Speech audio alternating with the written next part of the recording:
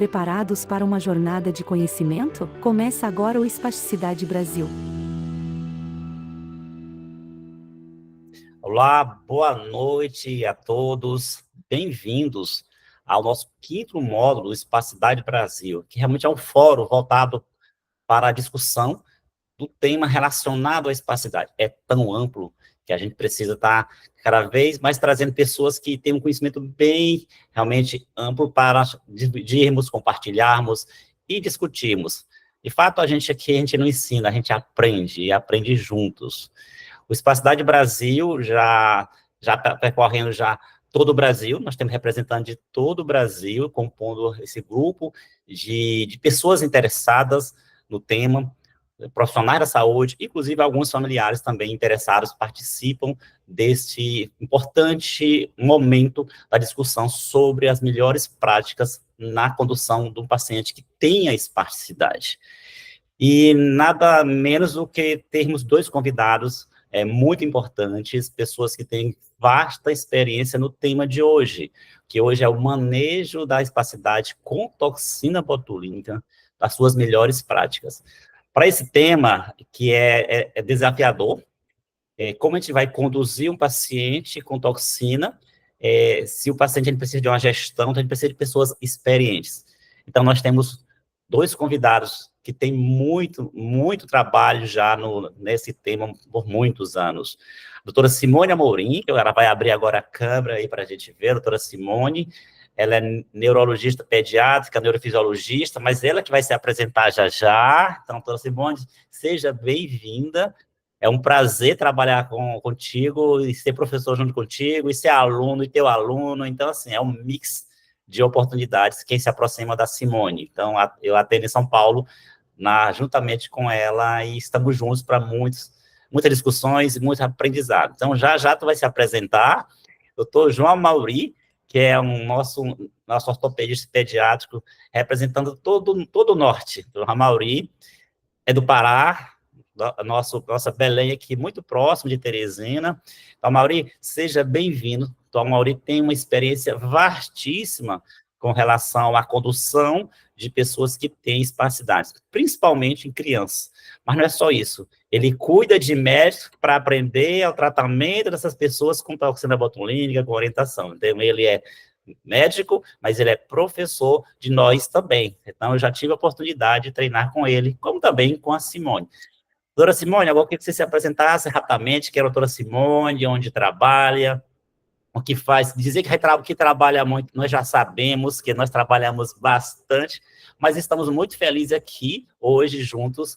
Eu gostaria que tu te apresentasse um pouquinho mais, fique à vontade para as pessoas te conhecerem mais, quem já conhece bem, eu conheço bem, a maioria conhece bem, mas nem todo mundo conhece tanto a gente como a gente acha. Então, use esse momento para se apresentar, o que você faz, seus trabalhos, o seu dia a dia aí com relação ao uso da toxina botulínica no tratamento da espasticidade.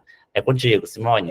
Boa noite, Alencar, boa noite, Amauri, boa noite a todos que estão aqui com a gente, né, e vão ficar com a gente aí essa hora e meia.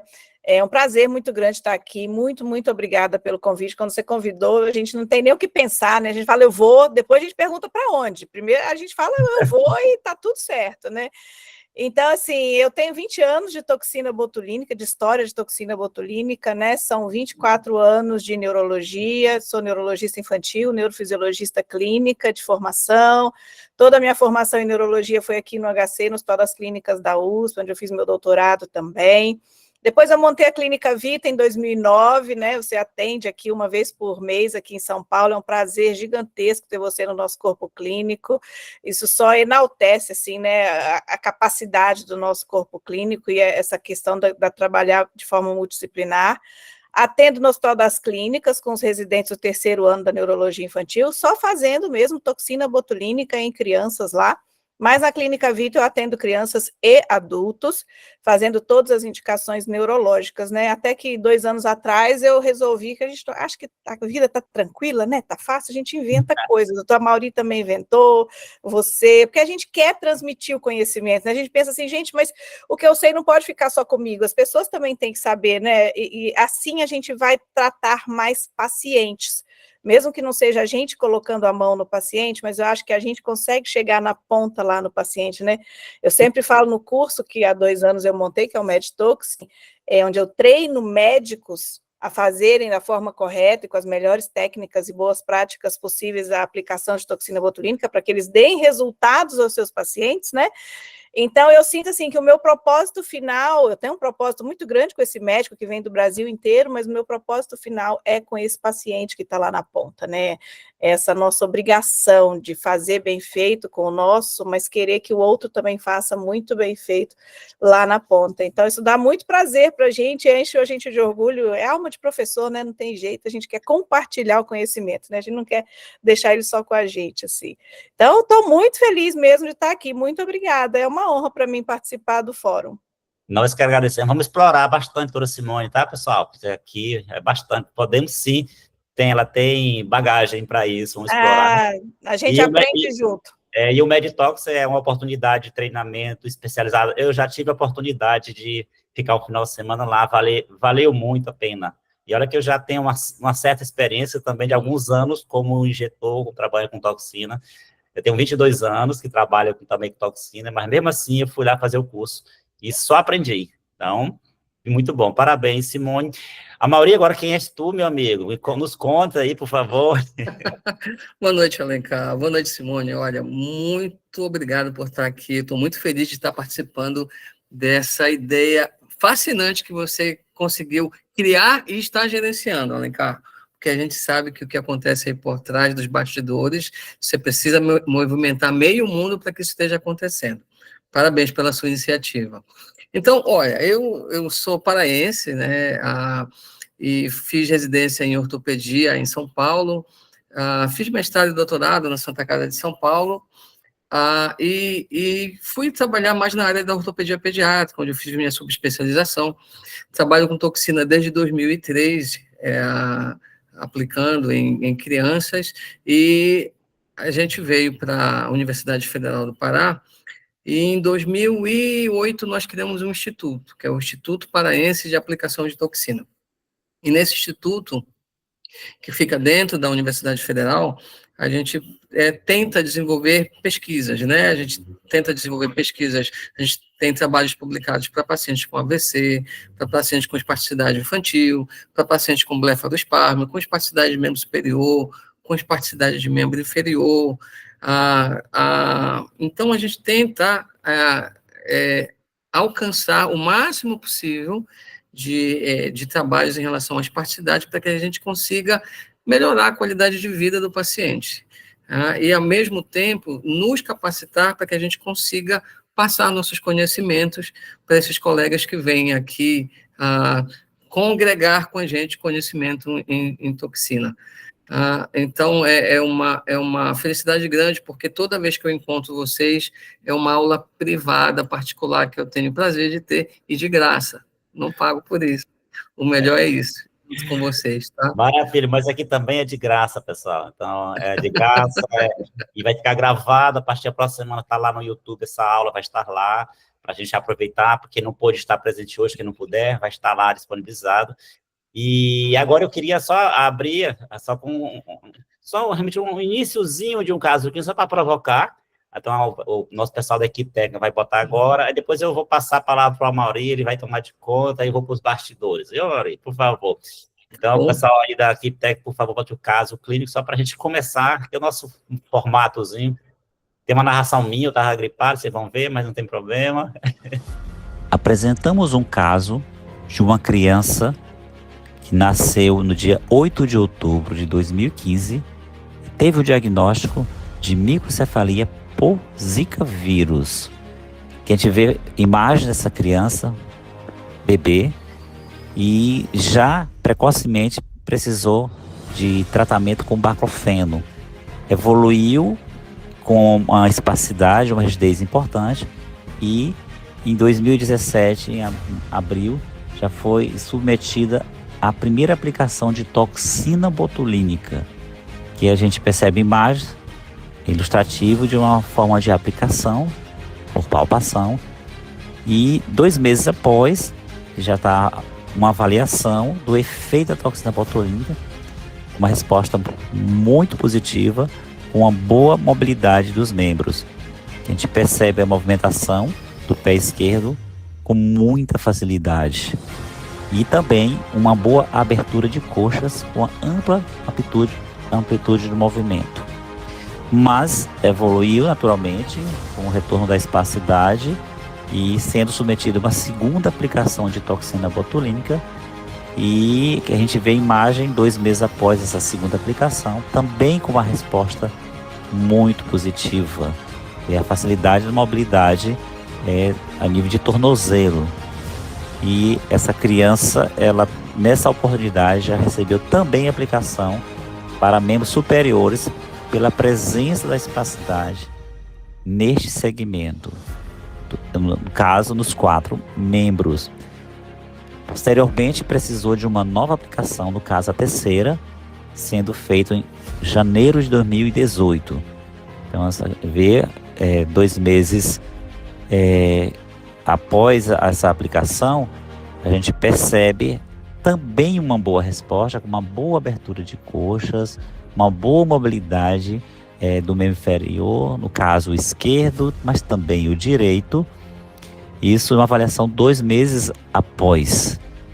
E a gente vai vendo o quanto ficou mais fácil essa mobilização dos membros. E também dos membros superiores com uma resposta muito boa. Mas precisou ir para uma 4ª aplicação, que é uma avaliação com já retorno da espasticidade, caso aqui em adutores de coxa bem evidentes, mas também flexores plantares. Você vê a dificuldade de novo já na mobilização do pé esquerdo, e isso mostra já a presença da espasticidade. Mais 2 meses após, já em julho de 2018, já sob. Pronto, pessoal. Aí era só para ficar o gostinho, tá, Simone, a Mauri? Então, agora, isso aí é um exemplo de como nós não somos injetores de toxina, nós somos gestores terapêuticos do paciente, esse acompanhamento. Naturalmente, esse filme ele vai continuar em uma outra oportunidade, a gente pode seguir toda a gestão terapêutica do caso dessa criança, desde bebezinho. Então, é muito importante essa leitura. Nós somos gestores terapêuticos e fazemos a aplicação de toxina, prescrevemos medicamentos orais, indicamos as cirurgias neurológicas funcionais quando tem realmente a indicação, orientamos as cirurgias ortopédicas. De certa forma, nós somos gestores terapêuticos que a gente precisa colocar à disposição e colocamos dos nossos pacientes aquilo que precisa. A ideia é procedimento certo, no tempo certo. E o tempo agora é do João Mauri tomar de conta. Simone, João Mauri, por favor. Mauri, agora você assume, aí a Simone vai começar a aula, e eu estou aqui nos bastidores, tá? Em frente. Gente, é tão fácil assumir, né? Porque eu vou colocar essa moça para trabalhar agora. É fantástico isso, então eu fico muito tranquilo. Olha, então, antes da Simone falar, é importante, né, dar ênfase, porque a Simone é uma moça que tem uma experiência nacional, né? Então, ela é uma moça, uma professora que realmente tem capacidade de falar e conhecimento de doenças neurológicas, né? Essas doenças neurológicas que atrapalham a mobilidade e locomoção do paciente. Então, hoje o nosso tema é mais importante do que isso, que é, né, falar sobre a espasticidade muscular, sobre as boas normas, boas práticas, o que há de moderno, o que há de bom tom e de senso no tratamento. Então, eu deixo esse momento com a Simone. Pronto, Simone. Vai ser um prazer falar com vocês, e eu só vou pedir para a equipe técnica colocar a minha aula, que a gente tentou mais cedo pelo meu computador, mas foi complicado, e aí eles vão compartilhar a tela. A aula está longa, tem muito slide, né, mas assim, não é para ninguém assustar, os slides eles são mais um apoio. Eu acho que a gente pode fazer de uma forma bastante informal. A Mauri, fique muito à vontade para colocar algum exemplo, para citar alguma coisa, o que você desejar, você também é um super professor. Então, a gente está aqui para compartilhar a nossa vasta experiência com todo mundo que tirou um tempinho e está aí nos ouvindo. Quem é de São Paulo está em pleno feriado aqui, assistindo aula, e isso é bem bacana, tá?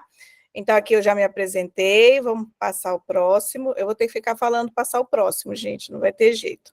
Quando a gente pensa em tratar a espasticidade, né, o que a gente quer? A gente está falando da espasticidade, que a espasticidade ela é uma sequela, ela é um sintoma neurológico, né, crônico que esse paciente tem, vai ter, seja ele criança ou adulto. Eu separei um pouquinho a aula no começo em criança, depois eu falei um pouquinho de adulto, mas é algo crônico. A gente não trata a espasticidade a nível de cura, né? A gente já sabe disso. Então, o que a gente quer com esse tratamento? A gente quer melhorar a funcionalidade desse paciente. Eu quero melhorar a qualidade de vida desse paciente. Próximo, eu quero diminuir a dor desse paciente. Próximo. Então, aqui, eu coloquei espasticidade toxina botulínica no centro, para lembrar que toxina botulínica não é um tratamento isolado, né? Como o Alencar bem falou. Nós não somos injetores de toxina, porque ia ser fácil, né? Vem cá, vou fazer uma injeção, pronto, você vai embora para casa. A gente tem que manejar esse paciente de todas as formas, a gente tem que acompanhar esse paciente, a gente tem que avaliar pré e avaliar pós, e eu tenho que prever nesse pós qual vai ser o futuro aí de programação para esse paciente, e o que a gente tem a mais para fazer. Então, nós temos aí médicos especialistas, né, neurologistas infantis, ortopedistas, neurocirurgiões, cinesioterapia é extremamente importante, a gente não pode dissociar, né, aqui tem terapeutas também, dissociar a toxina botulínica de um tratamento multi e interdisciplinar. Então, o uso de órteses e de gesso seriado, principalmente quando a gente já tem bastante contratura, a literatura é bastante positiva no sentido de evidência já em relação a gesso seriado, quando existe contratura fixa. Medicações orais e injetáveis, a toxina é uma das medicações injetáveis, a gente tem fenol também, com menor nível de evidência, mas tem fenol. Tem medicações orais, que a maioria dos nossos pacientes, né, e dos seus pacientes fazem uso, que é importante o médico que cuida dessa criança e também dos terapeutas conhecer um pouquinho mais de efeitos adversos das medicações orais. Nem todas as crianças vão ter efeito adverso, mas algumas podem ter, e a gente tem que se antecipar, porque muitas vezes a família não traz esse evento adverso como algo que ela percebeu que foi depois da medicação. E tudo, às vezes, fica na conta da paralisia cerebral, do pós-AVC, do pós-traumatismo craniano. Ah, é assim mesmo, doutora. E não, muitas vezes é de alguma medicação que ele está fazendo uso, né? Todos os terapeutas que vão participar e acompanhar, fonoaudiólogo, terapeuta ocupacional, psicólogo, psicopedagogo, assim, está todo mundo envolvido na melhora funcional desse paciente. Nós temos neuromodulação não invasiva atualmente, que é o TMS e o TDCS, para tratamento aí dos distúrbios motores, tanto da espasticidade quanto da distonia, né? Principalmente na paralisia cerebral e também pós-AVC. E os procedimentos cirúrgicos, que podem ser ortopédicos, ou neurofuncionais, ou neurocirúrgicos aí, né? Aí a gente tem as cirurgias, por exemplo, correção de luxação de quadril, a gente tem a bomba de baclofeno, a gente tem risotomia dorsal superseletiva. Quando a gente fala de espasticidade, a gente está falando de uma lesão, principalmente uma lesão que aconteceu no cérebro. Então, a gente tem aí o primeiro motoneurônio, o primeiro neurônio motor, né? Então, aqui nessa primeira imagem, a gente vê que existem fibras descendentes mandando informação do córtex, do cérebro, para o sistema nervoso aí periférico, né? Para esse efetor, que é o músculo no final aí dessa via. E aí, quando existe uma lesão dessas vias, existe uma perda do controle inibitório. Então, o cérebro passa a não comandar mais esses movimentos. Essa perda de controle inibitório pode levar também, junto com o reflexo de estiramento exacerbado. Isso aqui já acontece na medula, onde a gente tem um estímulo chegando aí, né, nessa medula, essa medula não está recebendo a informação adequada que está vindo lá de cima do cérebro, houve uma perda desse controle inibitório, e por essa razão, esse estímulo que entra, ele entra e sai, ele entra e sai, ele entra e sai, ele entra e sai. Então, isso leva a um reflexo de estiramento aumentado, exacerbado, fazendo com que o paciente fique nessa posição mantida, nessa espasticidade, nessa contração. Um jeito que eu ensino fácil aí para os meus pacientes, para a gente diferenciar um pouquinho a espasticidade da distonia, é que na espasticidade a gente tem uma hipertonia mais mantida, né? É aquela que não muda muito a postura. enquanto que na distonia é um movimento mais ativo, é um movimento mais de torção. Então, o reflexo de estiramento, a lesão do primeiro motoneurônio com reflexo de estiramento periférico, leva a esse estado de espasticidade. A espasticidade, ela é um dos tipos de hipertonia que a gente tem. Pode passar. Ela é uma hipertonia velocidade, resistência muscular, velocidade dependente. Então, por isso que quando a gente testa, vocês viram lá no videozinho do Dr. Alencar, toda vez que ele vai testar, ele testa fazendo mais força e mais rápido. Por quê? Porque a fisiopatologia da espasticidade é assim, é uma resistência muscular, velocidade dependente. Eu estou testando esse reflexo de estiramento. Pode passar o próximo. E o próximo. E o próximo, e o próximo. Próximo. Mais um. Então, quando a gente tem essa lesão do motoneurônio, a gente tem hiperatividade muscular, isso que eu conversei, é o paciente que muitas vezes reclama que ele tem espasmos, né? Que ele tem uma cocontração, que aquele músculo contrai, mas outro grupo muscular contrai junto, que ele tem o clonus, que é principalmente aquele tremor de membro inferior, quando a gente testa ali para fazer uma dorsiflexão, né, o paciente ele não para, ele fica fazendo aquilo aí, os pacientes falam muito, doutor, ele tem um tremor que não para. Então, isso mostra para a gente uma hiperexcitabilidade, uma hiperatividade muscular, fazendo parte aí desse quadro da espasticidade. Próximo. E próximo. Então, a gente tem o componente da hiperatividade e o componente da fraqueza. Lembrar que todo músculo espástico, gente, é fraco. E essa fraqueza leva a uma imobilização. É aquele paciente que está sempre mais parado, que ele está sempre com aquele membro, né? Seja membro superior, seja membro inferior, ou seja, os 4 membros, ele está mais imóvel. Então, alterações bioquímicas aí, principalmente a nível articular, quanto mais paradinha essa articulação, quanto mais imóvel essa articulação, mais alteração você tem e mais... A gente tem receptor aqui, levando essa informação de propriocepção para o cérebro. E aí, aquela hora, se eu não uso muito, eu estou realmente falando para o meu cérebro que, olha, a posição correta é essa. Não é essa aqui não, ó, a posição certa é essa. Só que essa é uma informação errada que o cérebro está recebendo por causa dos receptores que existem intraarticular. Então, por isso que a gente fala sempre, ó, por exemplo, posicionamento, uso de órtese, eu preciso posicionar essa articulação na sua posição neutra, seja punho, seja cotovelo, seja falange, aonde for, eu tenho que sempre procurar colocar na posição neutra e trabalhar contra essa imobilidade. Porque essa imobilidade vai levar a uma postura anormal, próximo, e ao impedimento da função. Então, quando a gente junta a hiperatividade muscular com o déficit de força, com a fraqueza, eu tenho impedimento de função. Esse paciente, ele é um paciente disfuncional. E é isso que a gente vai trabalhar, não só com a toxina, mas com todo esse gerenciamento da espasticidade. A gente tem que usar a palavra controle da espasticidade. É isso que a gente vai buscar oferecer para o nosso paciente. Eu quero controlar a espasticidade para que ele tenha mais funcionalidade. Na verdade, o que a gente trata é o que a espasticidade está fazendo de ruim com esse paciente. O que ela está impedindo que esse paciente faça. Próximo.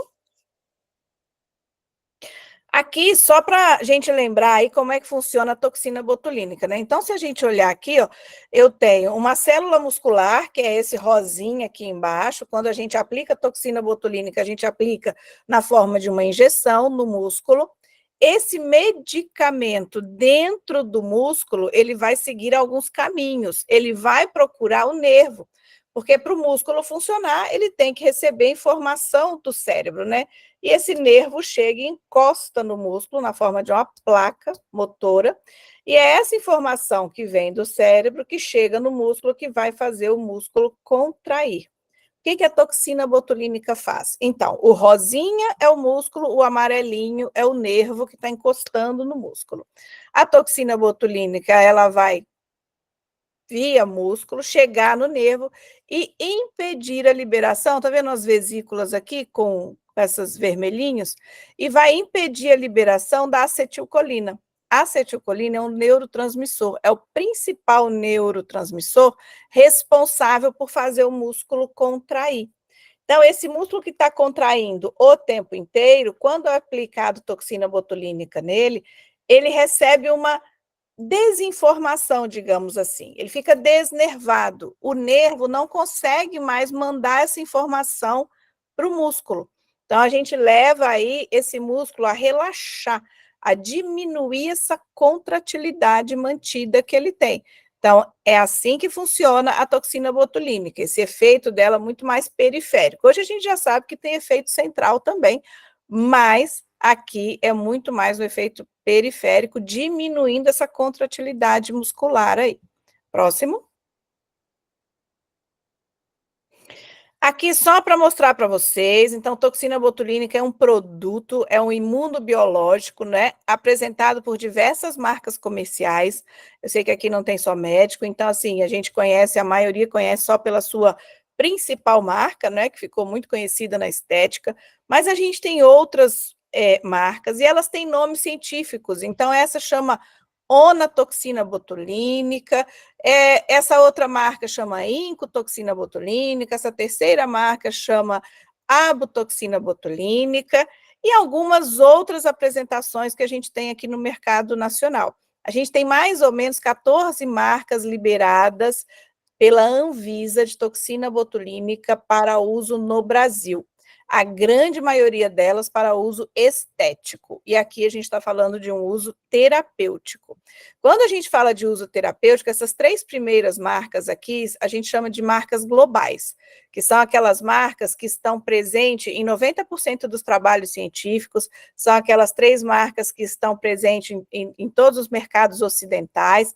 A Ásia é outra história, mas aqui no mercado ocidental, essas são as 3 principais toxinas com o maior número de trabalhos publicados e as 3 que concentram aí o maior número de indicações neurológicas, incluindo a espasticidade, incluindo a distonia, incluindo cialorreia.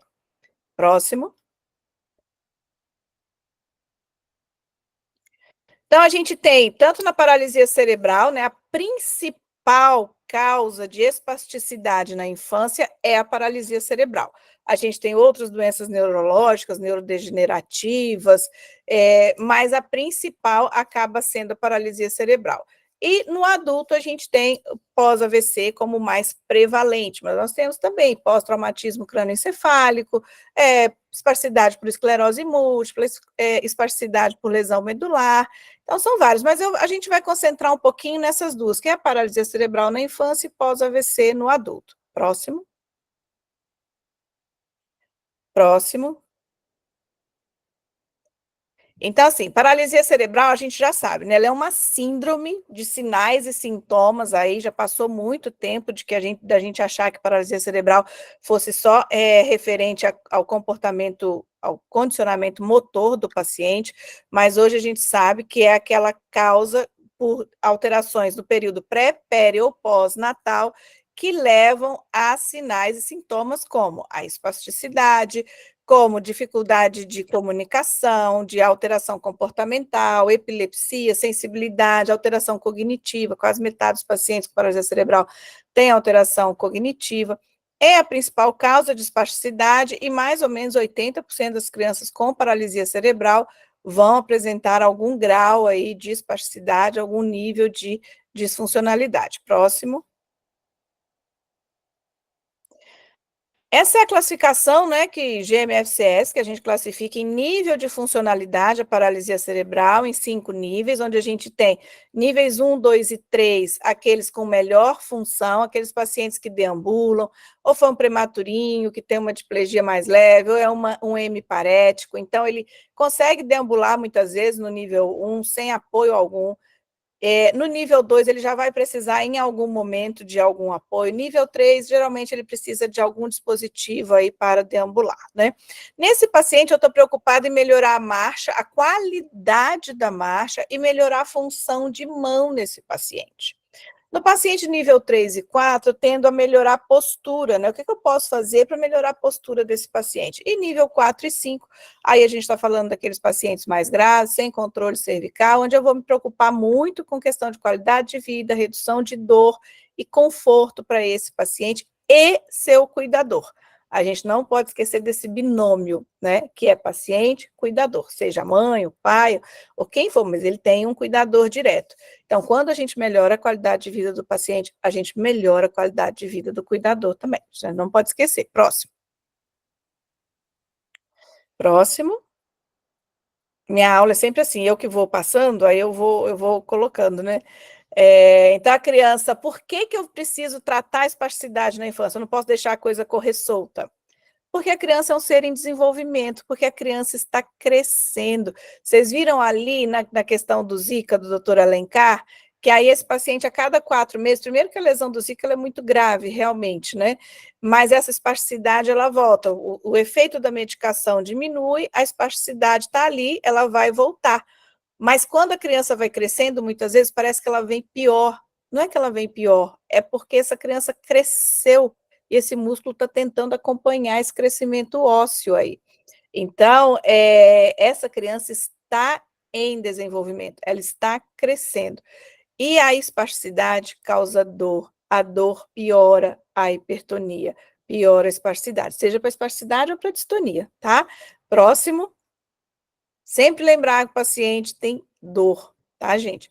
Quando que eu vou tratar a espasticidade na infância? Algumas razões nos levam a isso. Redução da função muscular, por exemplo, é um paciente aí de tetra, né? Mas com predomínio muito importante em membro inferior, que eu tenho que tentar melhorar essa marcha dele, porque ele faz aí uma tesoura de forma muito importante, mostrando uma adução de musculatura adutora de quadril muito importante e um pezinho aí em flexão plantar, tá? Causa complicações ortopédicas, essa criancinha aqui passou já, mas ela tem já tinha aí uma luxação de quadril, né, mostrando que ela sente dor quando a gente manipula. Eu sempre ensino para os meus residentes, às vezes eles ficam ali tão concentrados em examinar e mexer a perninha e ver o ângulo e goniometria e tudo. Eu falo, olha para a face do paciente. Olha para o rosto, você manipula, ele faz carinho, esse paciente tem dor, esse paciente já está com dificuldade de manipulação, esse paciente já tinha que estar em acompanhamento ortopédico. É muito difícil a gente pegar paciente em acompanhamento preventivo com o ortopedista. Porque na cabeça, muitas vezes, do médico, é assim, vai para o ortopedista quando precisa operar. Quando ele precisa operar, gente, é muito tarde, a gente já perdeu muito tempo. Então, o ortopedista pediátrico, aí, doutora Amauri, depois a gente vai discutir, né? Ele tem que fazer parte desse acompanhamento dessa criança do momento que foi feito o diagnóstico de paralisia cerebral, de que foi feito um diagnóstico de espasticidade. Porque é avaliando consecutivamente aí, por meio de raio-x e todas as medidas que eles fazem, que a cirurgia pode ser proposta no momento ideal, sem que sejam feitas grandes cirurgias. Então, o problema é que o paciente chega muito tarde para o ortopedista. E aqui, interface nos cuidados, vocês veem essa mãozinha de uma criança aí, que a mãe não consegue fazer higiene, fica mal cheirosa, e machuca mesmo, faz lesão, porta de entrada para quadros infecciosos, né? Próximo.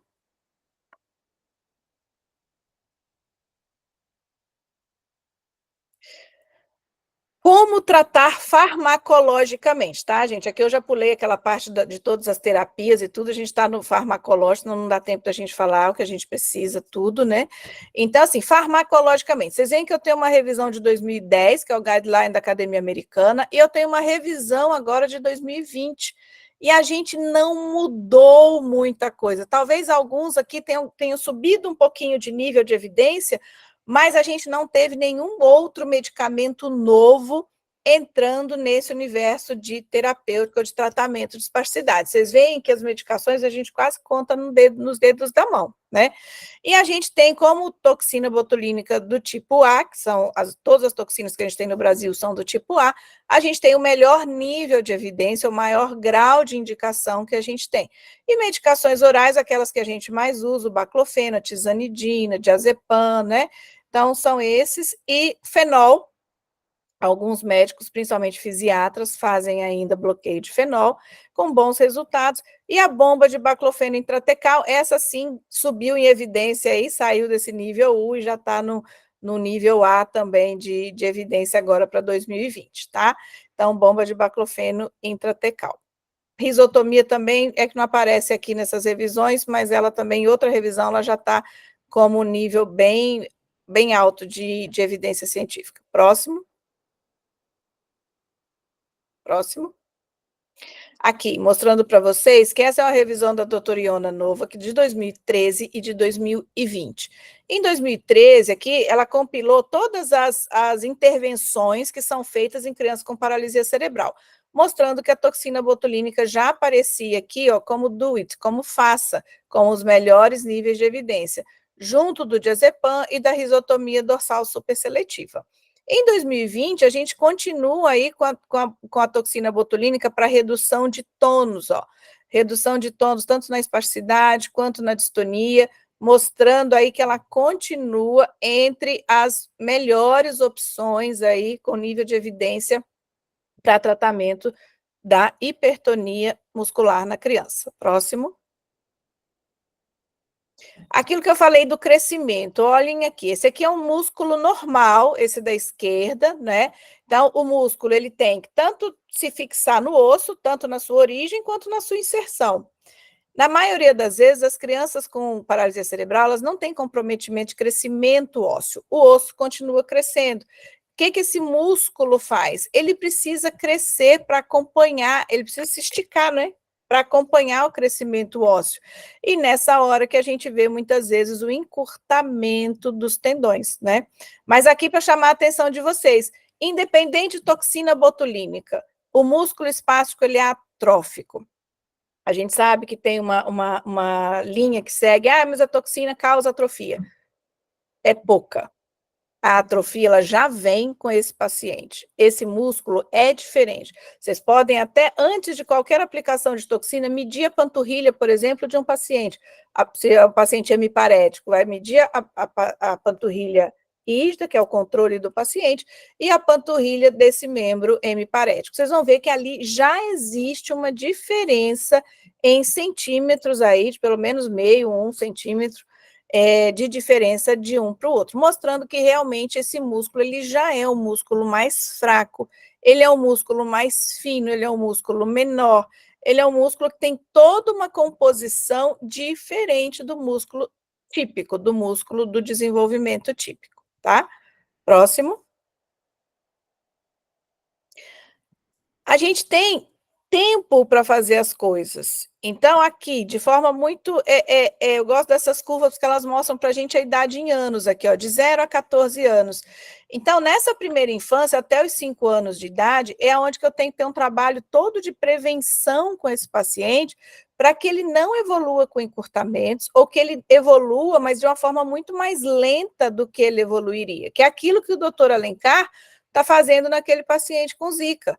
Ele está mantendo esse paciente em aplicações regulares para que esse paciente não evolua com encurtamentos e deformidades que são comuns na paralisia cerebral. Paralisia cerebral não é uma doença evolutiva, mas as suas deformidades sim, tá?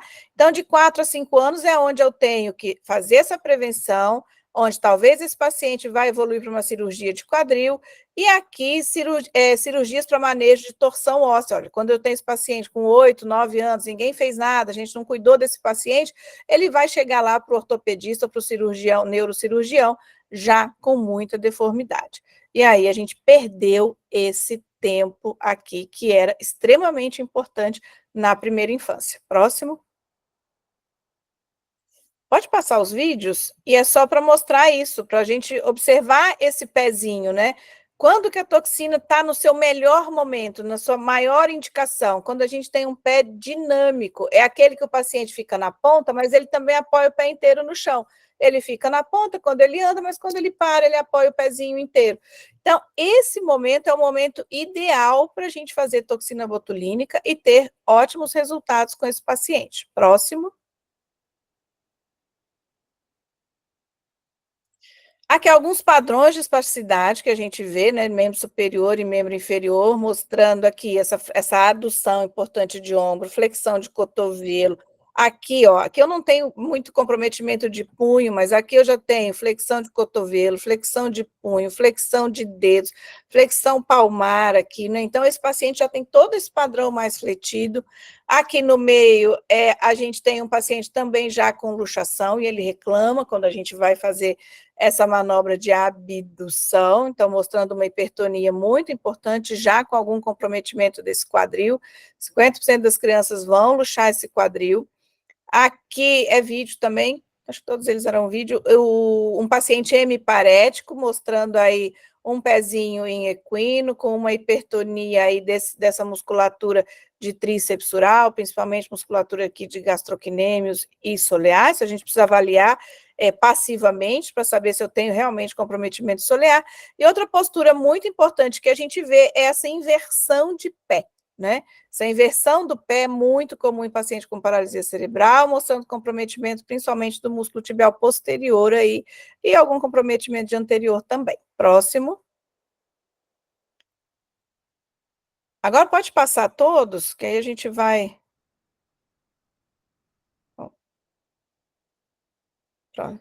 Próximo. Próximo e próximo aí. Isso. A gente trabalha sempre com dose, né? A gente tem dose para tudo que a gente vai fazer. Vocês lembram que eu falei de nomes lá, né? Que as toxinas, ela tem nome. Aqui a gente tem ONA e ABO. INCO a gente tem para Cialorré, a gente ainda não tem ela em bula para criança. Está chegando, acho que próximo semestre aí a gente já deve ter.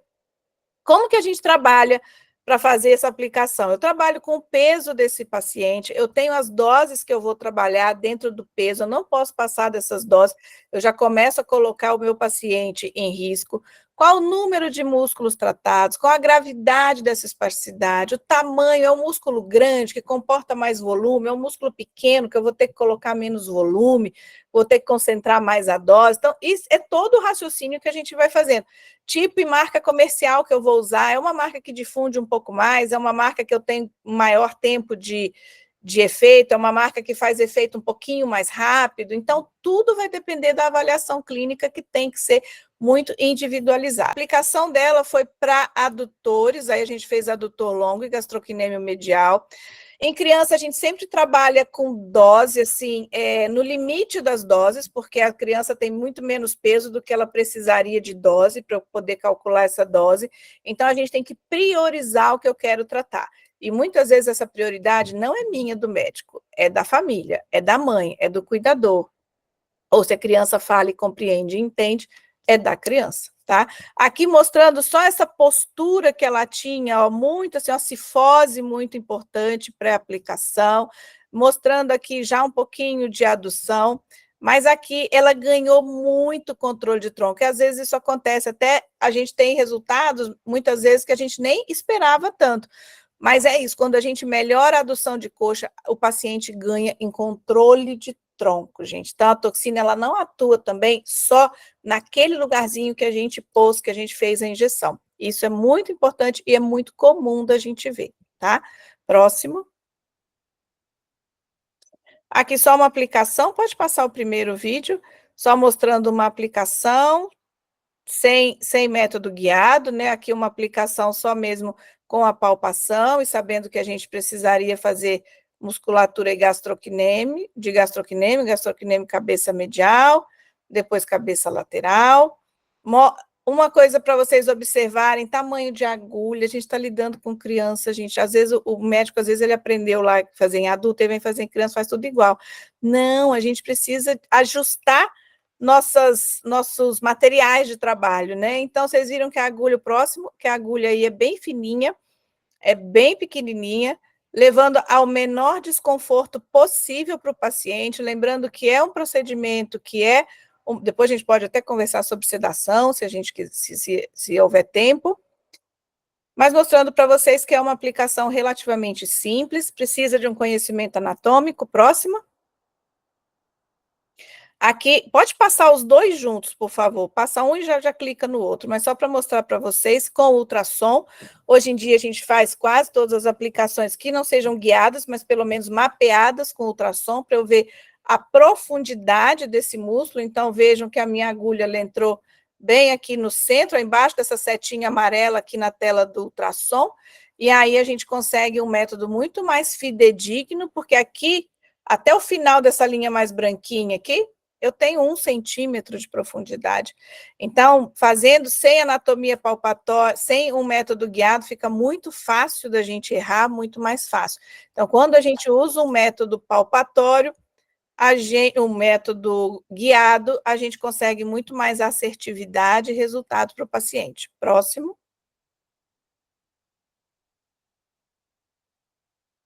Próximo. Aí. Aqui, só lembrar para vocês que tudo em medicina é uma balança.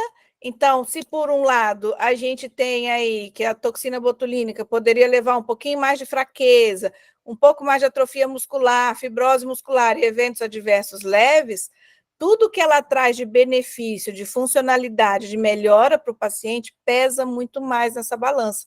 Então, reduz rigidez, melhora a marcha, posterga a cirurgia, melhora a amplitude de movimento, né? Diminui dor, é um potente analgésico. Próximo. Então, para a gente dar uma fechada, tratamento aqui, toxina botulínica é extremamente importante no arsenal terapêutico do tratamento dos distúrbios motores, sempre associado a um programa multi ou interdisciplinar. Quando precoce, ela melhora o aprendizado motor e, mais tardiamente, ela vai aí retardar as complicações ortopédicas. A ação potencializada com o uso de órtese, gesso seriado, cirurgia. Outra coisa, não é porque fez cirurgia que o paciente passa a não precisar mais da toxina, principalmente se for cirurgia ortopédica, que corrige deformidade. Na risotomia, a gente tem uma diminuição aí da denervação. Tá, de quem levantar a mão. Na risotomia, você tem sim uma denervação, né? Mas na cirurgia ortopédica, muitas vezes ela só corrige deformidade e essa espasticidade continua lá. Muitas vezes a gente vai continuar fazendo essa aplicação, talvez em doses menores, número menor de músculos ou grupos musculares, e aí a gente vai adequando o novo protocolo a esse novo paciente pós-cirurgia, tá? Próximo.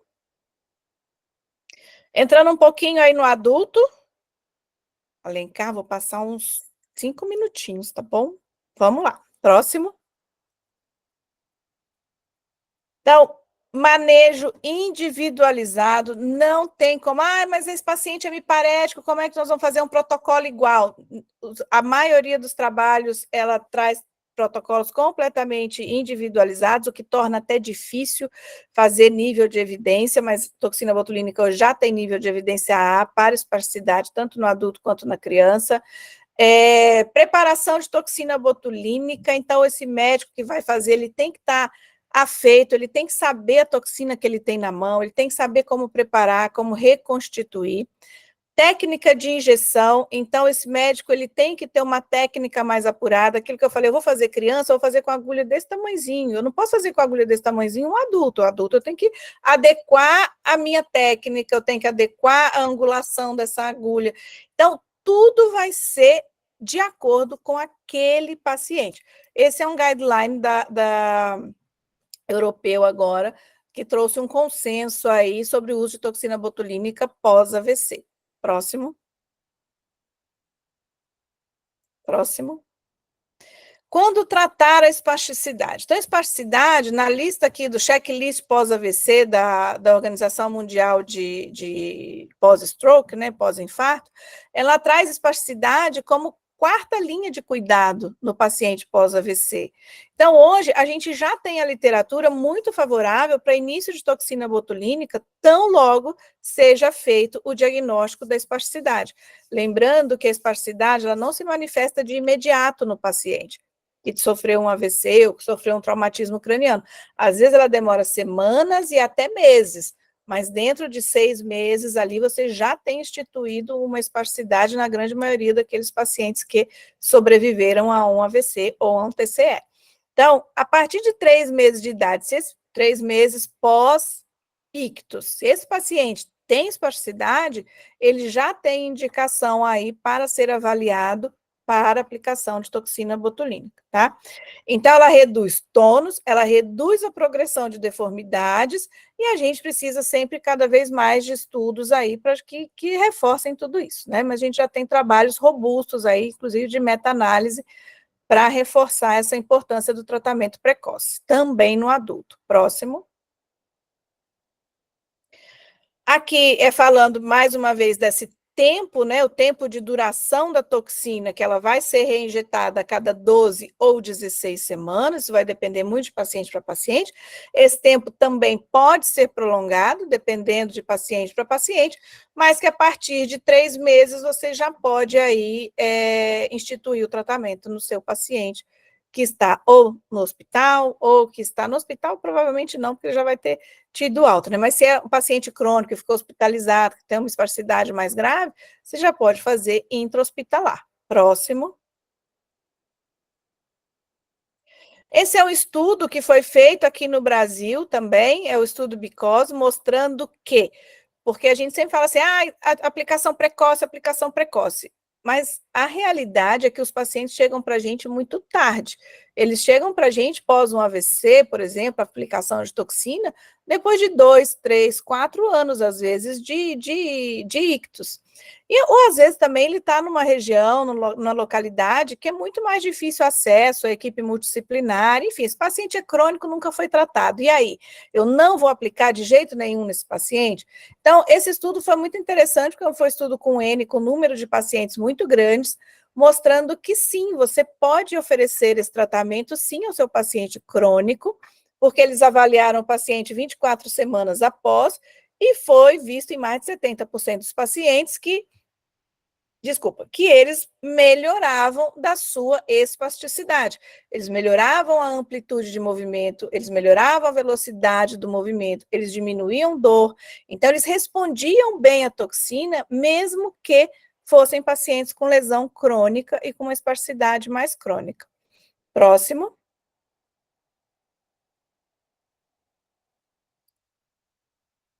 Então, aqui, para quem é médico aí pode fazer um print dessa tela, porque são os principais músculos que a gente vai pensar no paciente espástico, lembrando que o padrão de espasticidade, ele é sempre mais adutor e flexor, né? Quando você vê um paciente, terapeutas, quando vocês virem um paciente com muito padrão extensor de ombro, extensor de braço, extensor de perna, quer dizer, padrão extensor, ele fala muito mais a favor de uma distonia do que de uma espasticidade. Na espasticidade, o padrão que predomina é flexor, adutor, rotador interno, então tudo que é para dentro, né? Mas a gente também tem aqueles quadros mistos, onde a gente tem distonia associada à espasticidade, que muitas vezes é até difícil separar o que é o quê. Mas, enfim, vocês vão ver aqui que todos esses músculos são músculos mais adutores, rotadores internos e flexores, tá? Próximo. Quais os objetivos do tratamento aí? Tanto na criança quanto no adulto, não muda muito. Eu quero aumentar a mobilidade, eu quero aumentar a amplitude articular, eu quero melhorar a higienização, a imagem corporal desse paciente, porque a criança ainda não montou muito essa imagem corporal, mas o adulto sim. O adulto, ele era rígido até um AVC, ou até um diagnóstico de uma esclerose múltipla, ou até um traumatismo craniano. Ele tinha uma imagem corporal, e agora ele tem que se adequar a outra. E muitas vezes a gente melhora muito a postura do paciente, e a gente vê isso nitidamente, mas o paciente, ele não tem essa sensação. Ele olha no espelho e ele fala, não, eu continuo muito com a minha imagem muito deturpada, muito alterada, isso até por alteração de lesão cortical mesmo, de lesão no próprio cérebro, né? Aumentar a funcionalidade, facilitar a troca de roupa, quer dizer, melhorar a autonomia do paciente. O que a gente quer é autonomia, é devolver funcionalidade para esse paciente. Por mais que a gente saiba e que a gente tenha que trabalhar muito a expectativa, tanto com o paciente quanto com seus cuidadores, de onde até a gente pode chegar com a toxina. Porque, às vezes, a gente vai fazendo toxina a cada 4 meses, e aí, daí a pouco, a família, ou o próprio paciente, ele volta, ele fica muito frustrado, né? Emocionalmente, esse paciente também tá bem comprometido. E aí ele se cansa muito do tratamento, fala, doutora, eu não vou fazer não, porque não está adiantando mais nada, eu não melhoro mais. E aí ele para o tratamento com a toxina e ele volta 1 ano depois. Ele, não, doutora, agora está muito ruim. Por quê? Porque a gente chega num platô. Esse paciente tem um limite funcional.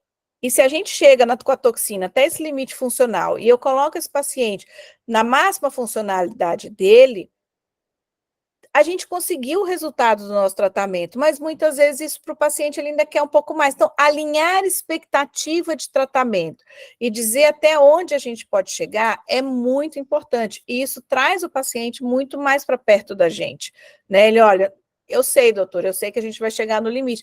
E ajuda até que ele não interrompa o tratamento, porque ele interrompe muitas vezes porque ele acha que ele não está tendo resultado. Só quando ele para o tratamento, aí ele vê uma caída muito grande, né, dessa funcionalidade ou dessa autonomia. Então, alinhar a expectativa é outro item fundamental no tratamento com toxina botulínica. Próximo.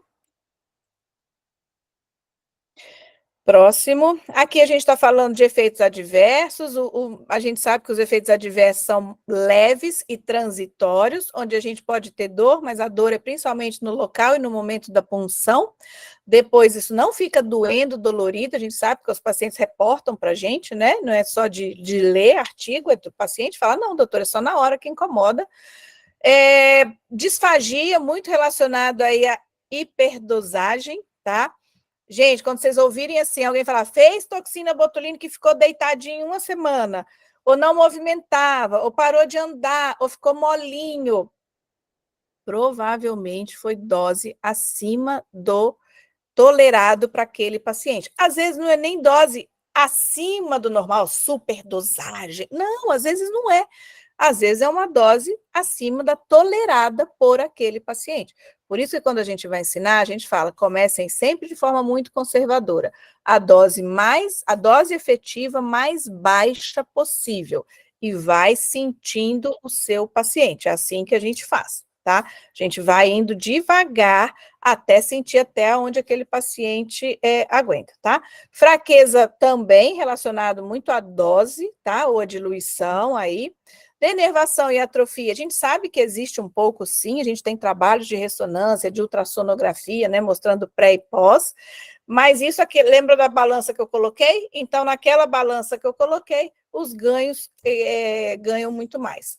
Imunoresistência, então, antes de falar aqui do médico, falar imunogenicidade, ele fez anticorpos, a gente tem que revisar tanta coisa antes, como é que é a dose, como é que esse médico está aplicando, como é que é a técnica que está sendo feita. Imunoresistência é responsável por 0,2% dos casos, sabe?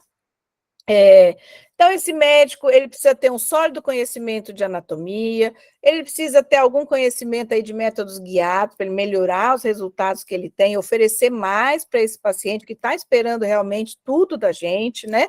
Conhecer a toxina que ele vai trabalhar, ele pode trabalhar com as 3, ou ele pode trabalhar com uma só, ele pode trabalhar com alguma outra dessas que eu não citei, mas ele tem que conhecer aquele medicamento e ter domínio das reconstituições, doses e diluições. Próximo.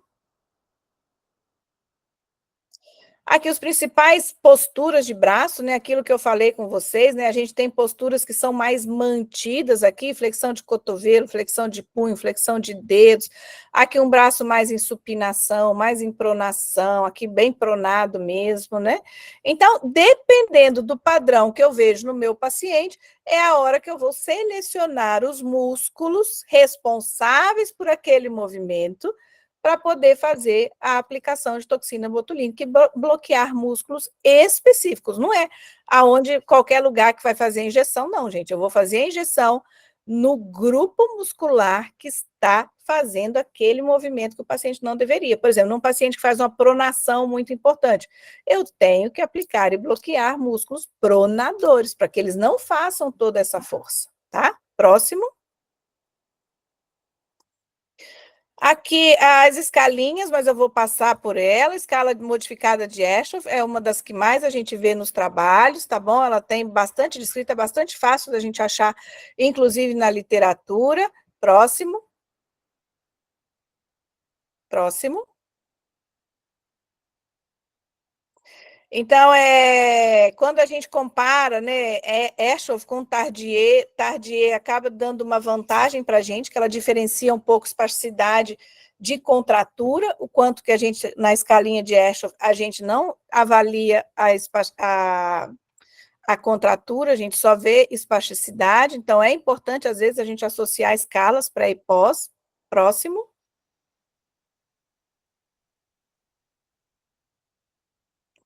Próximo. Aqui mostrando o que a gente já mostrou em criança, né? O quão pode ser grave essa hipertonia, essa flexão de dedos, de mão, de palma. Próximo.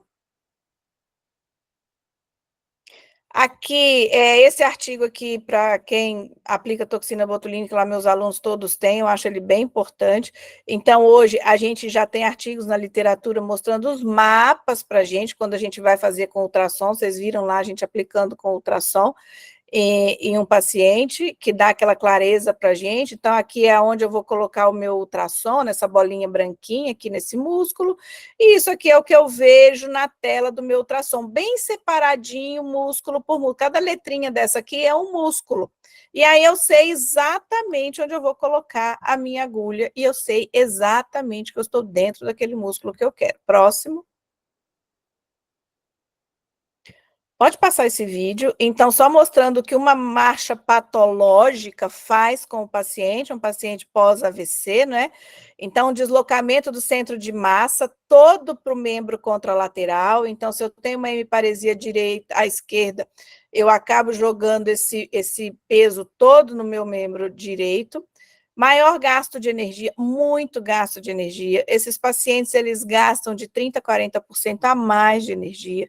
Maior risco de queda, menor eficiência da marcha, alteração na velocidade, vocês veem que é uma marcha com muito menos velocidade, e esse paciente vai ter que desenvolver estratégias compensatórias, dor na região lombar, então até por essa sobrecarga de peso, por essa mudança de eixo de massa de peso corporal. Próximo.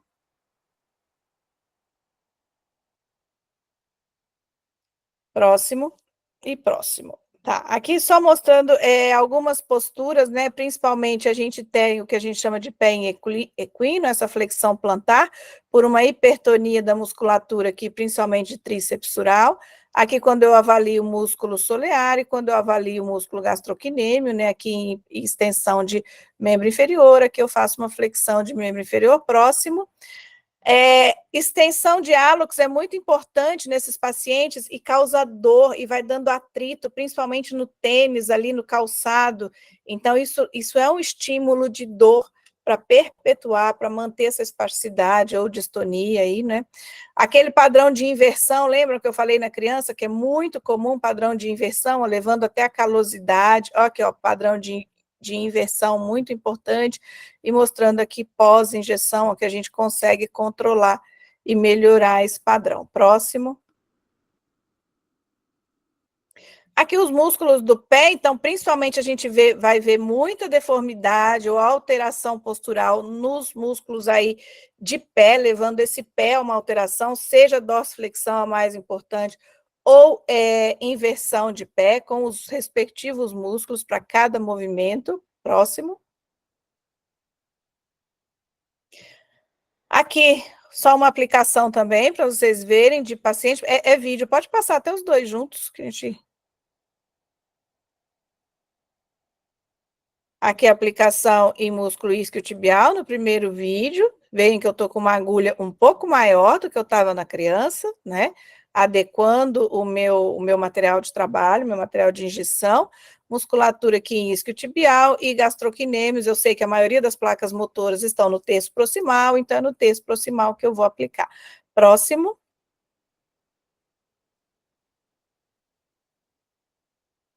Aqui em membro inferior, a gente também, ó, como se fosse avaliar com o ultrassom, o que eu vejo quando eu coloco um ultrassom.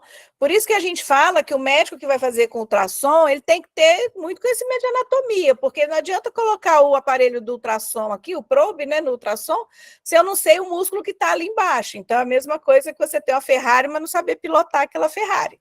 Então, o ultrassom vem depois o conhecimento da anatomia, mas ele hoje é um divisor de águas na nossa vida de aplicação. Vocês veem que eu consigo delimitar exatamente o músculo aqui, ó, essas linhas mais branquinhas no meio da tela separam um músculo do outro. Aqui é um estudo italiano só mostrando qual é a principal causa de não adesão ou de abandono de tratamento desses pacientes, principalmente pacientes pós-AVC.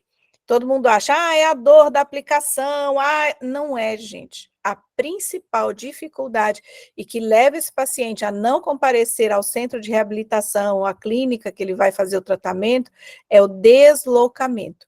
Esse paciente, muitas vezes, ele precisa da ajuda do cuidador, ele precisa de outra pessoa, ele precisa que essa pessoa tenha tempo hábil para levá-lo, que esteja disponível em horário comercial. O transporte desse paciente é mais difícil, a acessibilidade em muitos consultórios não é tão boa, tirando de centro de reabilitação, né, porque aí já está tudo adaptado. Então, tudo isso leva esse paciente a desanimar. Então, se esse paciente não tem dor, que é o que mais leva ele para o centro de reabilitação ou para voltar para fazer a aplicação, é a dor. Então, se ele não tem dor, se ele não tem comorbidade, a chance desse paciente parar de fazer o tratamento é grande, viu? Próximo.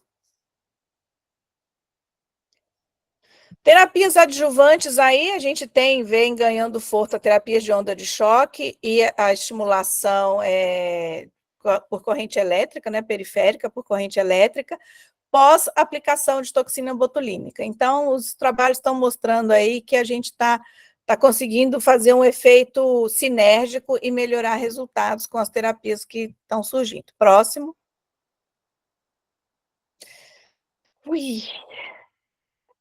Era isso que eu montei, que eu preparei, eram muitos slides, muita informação, né? Espero que eu tenha atingido os objetivos do Alencar quando ele me convidou para dar aula, e fazendo esse overview aí com vocês. Demais. Olha, Mauri, que tal? A gente já não aprendeu bastante. Rapaz, olha só, eu não conseguia copiar que ela falava rápido, eu estava copiando tudo aqui, né? Fotografei, fui fotografando, tá? Pronto, mas aí quando eu me lembrei que vai estar no YouTube, aí eu estou mais tranquilo, né? Isso, vou falar também com os meus alunos, que eles reclamaram comigo que eu não avisei eles, mas eu falei, não, vai estar lá no vídeo, vamos assistir. Vai. Que legal. Olha, gente, foi tão legal, Simone, porque eu pensei que eu ia te interromper, mas eu falei, mas está tão legal que não dá para parar essa aula aqui, que eu tô empolgado, né? E tem um monte de mão levantada aí que eu vi. Pois é, eu já estou aqui, eu ia colocar minhas dúvidas aqui pessoais, né? Mas eu acho que eu vou deixar para as pessoas perguntarem por causa do nosso tempo. Mas eu queria aproveitar vocês dois, para iniciar essa conversa, e para a gente falar um pouquinho, pensando mais que você já falou sobre o conceito de espasticidade, né? A gente sabe que ela tem uma incidência no Brasil significativa, senão nós não estaríamos aqui conversando sobre isso. Mas eu queria que vocês falassem um pouquinho das formas de tratamento. Aí eu vou pegar a Simone um pouquinho e explorar ela um pouquinho no lado medicamentoso, e depois eu vou explorar o Alencar um pouquinho no lado de tratamento cirúrgico, nada mais do que justo, né? Simone, me fala um pouquinho do medicamentoso, o que é que você tem aí para agregar para a gente? Então, assim, os principais medicamentos orais que a gente tem para tratar a espasticidade é o baclofeno, né, e os benzodiazepínicos. O diazepam é o mais comum deles, que se usa, mas essas crianças, muitas vezes têm epilepsia, então fazem uso de outros, como clobazam, Rivotril, esses outros. Tenho uma pergunta pessoal, né? O paciente virgem que você vai iniciar o tratamento, você prefere Rivotril, você prefere clobazam, você prefere que droga iniciar com esse paciente e por quê, de uma forma para leigo? E se é um paciente muito funcional, GMFCS1, 2 ou até 3, que eu tenho que iniciar tratamento, eu inicio toxina botulínica. Eu tenho esse viés até por eu saber, por eu fazer, por estar ali à disposição, por ser muito fácil para mim em relação a consultório. O que acontece? Meus pacientes usam muito pouca medicação oral. A gente tem os efeitos adversos das medicações orais. Por exemplo, baclofeno. Muita constipação e retenção urinária, que as famílias não colocam na conta do baclofeno. ele não atravessa a barreira hematocefálica quando é oral, por isso que tem que fazer a bomba, porque a bomba já coloca lá direto no cérebro, né? Então, como ele não atravessa a barreira, a gente tem que fazer uma dose muito alta oral, porque só 70% do que é ingerido, menos de 70% é absorvido. Então, eu tenho que fazer uma dose mais alta, e nessa dose mais alta o paciente pode ter efeito adverso, como sedação, e constipação e retenção urinária, que são os assim, que eu digo mais graves, porque as famílias, elas não associam, e elas não se queixam para o médico na volta, e o médico não pergunta sobre constipação e retenção urinária. Então, dica, gente, pergunta, o paciente está fazendo uso de medicação oral, pergunta sobre constipação, já faz um checklist e coloque ali. Terapeutas também, porque a constipação piora a espasticidade, piora a distonia. Isso para adulto também. Então, na medida que eu começo a precisar aumentar a dose para ter um efeito motor, eu começo a aumentar a incidência de efeitos adversos. Tem paciente que, obviamente, não tem efeito adverso nenhum, e está tudo bem, ele vai fazer uso. Quando que eu uso medicação oral? Quando é um paciente de MSS 4 ou 5. Porque aí eu sei que ele é generalizado, eu sei que ele não tem funcionalidade nenhuma, eu sei que eu vou ter que tratar outras condições, como alteração de distúrbio de sono, por exemplo. Benzodiazepínico aumenta muito secreção, né, secreção pulmonar, secreção brônquica, então esses pacientes ficam mais secretivos com os benzodiazepínicos, além de sedar. Então, muitas vezes é aquela paciente que a mãe fala assim, doutor, agora na terapia ele dorme. Aí ele dorme na terapia e não faz a terapia. Então, e o paciente adulto, a mesma coisa. Doutor, ele fica muito sonolento. Vamos mudar o horário do remédio? Então, na medida que a gente consegue controlar a espasticidade com toxina, os pacientes usam muito menos medicação oral. Legal. Nossa, que show. Parabéns, Simone. Ei, Alencazinho, me fala um pouquinho aí sobre o manejo de cirurgia. Quando é que você indica? Quando é que você acha que não é viável? Me fale um pouquinho aí. Eu indico o próximo módulo, 13 de agosto. Eu indico esse dia que nós vamos falar sobre neurocirurgia funcionais, principalmente risotomia, é o que não pode faltar. Então, já 13 de agosto já fica agendado, então está indicado. Isso só para fazer a merchandising, né? No dia 13 de agosto é o módulo de agosto. Tem uma mudançazinha, vai ser risotomia dorsal seletiva, que é uma das opções. É muito importante a gestão do terapêutico do paciente. A Simone mostrou um gráfico onde a toxina tinha uma resposta muito boa no início e com a idade, você ia vendo que ia caindo aquela resposta. E o que é que se atribuía aquilo ali? Não é que a toxina não esteja mais funcionando, é que a criança está crescendo quando é criança, no caso, e aí você precisa avaliar, sempre acompanhar. Se eu tenho um meio terapêutico menos invasivo, como toxina botulínica, que está me dando a resposta suficiente, estou mantendo a espasticidade sob controle, eu posso continuar com toxina. Mas se, na minha reavaliação, aquela toxina que tinha um efeito maravilhoso já não tem mais, eu já preciso sentar e avaliar e discutir com a equipe, será se toxina ainda é o meio terapêutico? Aí é que entra a discussão para as neurocirurgias funcionais. A de maior evidência, realmente, é a risotomia dorsal seletiva, que é reduzir o reflexo de maneira cirúrgica. Então, esse paciente ele tem que ser acompanhado. É um paciente que ele pode estar na toxina, em determinado momento, a gente vai acompanhando, não, agora a toxina já não está mais sustentando aquele quadro sob controle, aí a discussão é de cirurgia. E, nesse caso, a cirurgia principal é risotomia dorsal seletiva. Existe também a possibilidade de uso do baclofeno através de uma bomba já diretamente no sistema nervoso, que chama intratecal. Mas o baclofeno, uma bomba, tem que pensar que é um aparelho implantado, vai depender do médico que está o tempo todo abastecendo, e também nem todo paciente é bem indicado para essa possibilidade terapêutica, porque a bomba ela é grande, às vezes quando é criança, temos dificuldade de até colocar embaixo de uma pele, de uma gordura que quase nem tem. Então, são crianças mais emagrecidas. Então, a gente tem que sempre avaliar. Tem resposta boa com o baclofeno, mas nem sempre a gente consegue associar para aquele determinado paciente. Além do custo, né?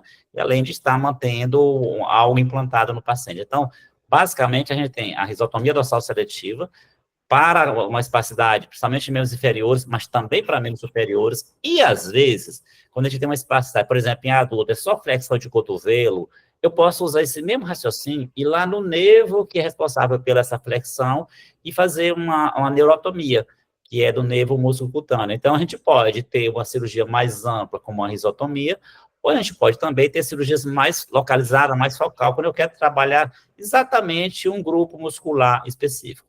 Então, de maneira geral, é isso, mas em detalhe a gente vai estar no dia 13 de agosto falando mais coisas, senão a gente não dá chance para os demais aí. O fato é isso. Pronto. Então, é só para quem está vendo, né, está tendo essa oportunidade depois da aula da Simone, é a gente lembrar, né, que o tratamento da espasticidade ela envolve pilares, né? Pilares que são, às vezes, medicações, essas medicações podem ser orais ou podem ser locais, reabilitação, essa reabilitação pode ser com fisioterapeuta, com terapeuta ocupacional, com fonoaudiólogo, uso de órteses em determinadas situações, e às vezes a situação da cirurgia, não é isso? Então, às vezes, a gente precisa desses pilares para poder gerenciar esses pacientes com espasticidade muscular. Ponto. Outra coisa que eu achei importantíssimo, e é essa última pergunta, para depois quem pudesse falar, né? Mas a Simone falou, né, da gente reabilitar a mão desses pacientes. E a mão em membro superior é importantíssimo. Lembrar, né, sempre, às vezes não dá tempo para a gente falar de tudo, né? Mas é importante que essa escápula esteja reabilitada, que esse ombro esteja reabilitado, que o cotovelo, para que essa mão funcione.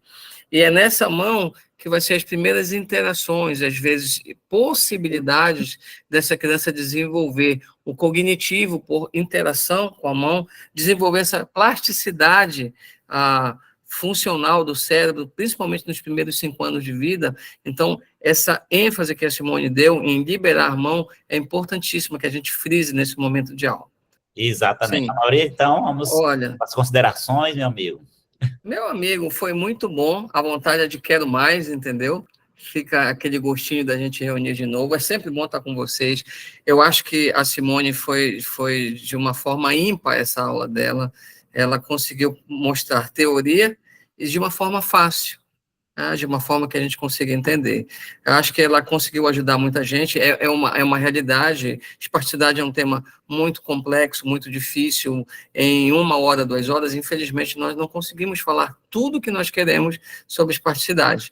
Então, o que o Alencar falou é realidade, quem puder, está aí o contato do Fórum Espasticidade, da Espasticidade Brasil, para que entre em contato com o Dr. Alencar e, de uma forma adequada, ele vai, com certeza, ajudar vocês de uma forma que ajude, não no tratamento, mas nas orientações, nas dúvidas que vocês possam ter. Eu me ponho aqui à disposição, eu fico em Belém do Pará, se alguém estiver aqui de Belém do Pará e quiser tirar alguma dúvida em relação que a gente possa orientar sobre tratamento, a gente está sempre aqui. Agradecer de novo a oportunidade de estar aqui, pelo convite do Dr. Alencar, pela possibilidade de estar compartilhando esse momento com a doutora Simone, e deixar ela, pessoalmente, agradecer e dar os seus votos, e o grande final, logo com o nosso mestre aqui, o doutor Alencar. Um grande abraço aí a todos. Gente, foi um prazer enorme estar com vocês, grandes amigos e expoentes da aplicação de toxina botulínica, defensores, assim como eu, desse tratamento que é tão importante para os nossos pacientes e que traz tanto resultado e que melhora muito e que diminui muito a chance deles evoluírem com deformidades. Então, assim, é um prazer, toda vez que vocês me chamarem, eu vou estar aqui, porque esse desejo de levar informação para o paciente é muito maior, né? E informação de qualidade, é isso, né? É informação de qualidade, aquilo que está baseado na literatura, o que a gente faz no nosso dia a dia, o que tem dado certo, e orientar essas famílias que muitas vezes carecem muito dessa informação mais qualificada, né? No mundo hoje que informação é fácil, mas informação de qualidade é muito difícil da gente achar. Alencar, parabéns pelo seu projeto, parabéns mesmo pelo nível de dedicação, de compromisso, de organização que você tem, sabe? Então, assim, é um prazer mesmo estar aqui, não tem outra palavra. E quem quiser, então, seguir, pode seguir lá no Instagram também, DRA Simone Amorim, doutora Mauri também tem, francês Amauri, né, Amauri francês, porque a gente gosta de ensinar, não é nem de ensinar, é de compartilhar a informação, porque ensinar não é muito termo, a gente aprende junto, a gente está sempre aprendendo, eu sou uma eterna aprendiz, e estou muito feliz de estar aqui, muito obrigada, espero que a gente tenha ajudado, vamos continuar nos próximos módulos, esse foi só mais um, tem tantos aí até o final do ano, e vamos fazer essa corrente só crescer. Simone, demais mesmo, a maioria, belo moderador, tá vendo aí como é? Tem que saber escolher o moderador. Foi ótimo. Foi ótimo, então agradeço imensamente a vocês, a quem participou, e é isso, pessoal, foi muito bom, obrigado a todos, eu acho que agora é aquela gostosa boa noite, né? Boa noite a todos, muito obrigado.